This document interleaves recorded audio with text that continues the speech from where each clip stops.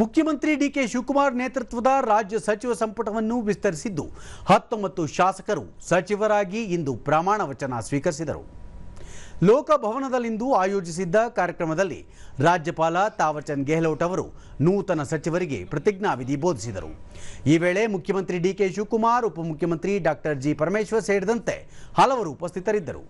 ಸಚಿವರಾಗಿ doctor Ajay Singh, H C. Balakrishna, K S. Basavanthappa, Basavaraja Rayareddy, N. Chaluvarayaswamy, Laxman Savadi, Madhu Bangarappa, S S. Mallikarjun, B. Nagendra, M P. Narendra Swamy, Puttarangashetty, T. Raghumurthy, Rizwan Arshad, Rudrappa Lamani, Santosh Lad, K M. Shivalingegowda, Shivaraj Tangadagi, Vijayananda Kashappanavar ಹಾಗೂ ಜಮೀರ್ ಅಹಮದ್ ಖಾನ್ ಅವರು ಸಚಿವರಾಗಿ ಪ್ರಮಾಣ ವಚನ ಸ್ವೀಕರಿಸಿದರು.